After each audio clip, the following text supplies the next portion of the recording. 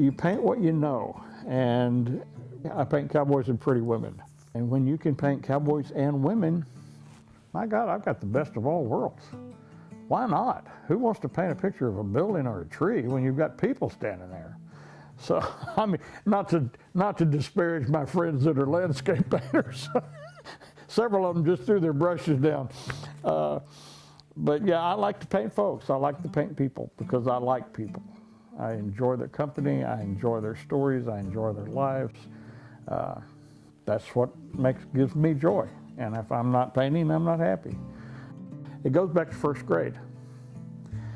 I won my first art contest in first grade. Miss Morgan's Valentine coloring contest.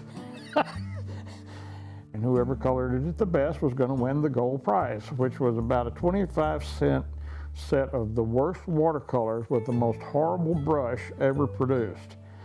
And well, I won it. She handed me that little tray with those palettes of color, and I thought she had handed me a block of gold. I'm serious. I was like, oh my gosh, what can I do with this? And I started painting and haven't slowed down. I've completed over 500 canvases. I grew up with watching all the great Westerns that were on TV, Gunsmoke, Bonanza, The Rifleman. I mean, I am the fortunate recipient of the golden age of the Western. And at the basis of the cowboy genre, it's everyday men doing a very hard physical job with honor and integrity and supporting a family on basically minimum wage. And, you know, that's something to be looked up to.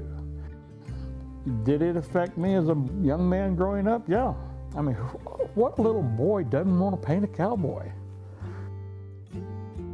I got a call yesterday, one of my pieces sold, and the elation that somebody wants to part with some good old hard currency for something that I produced makes you feel real good.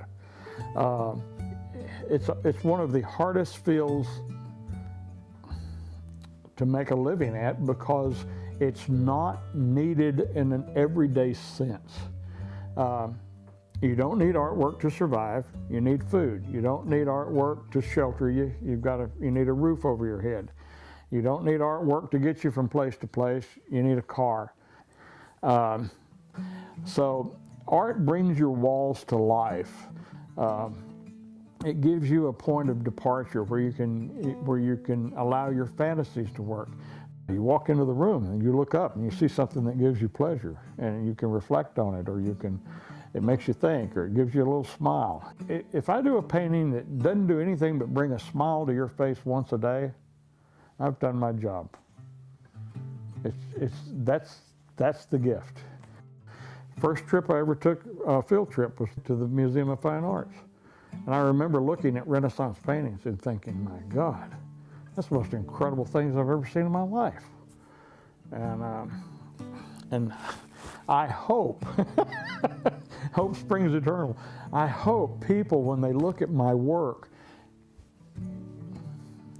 get some of that back. I hope that they see some of what I've had an opportunity to experience comes across on the canvas. If not, I'll just keep working at it. I'll keep pushing it. I'll keep practicing.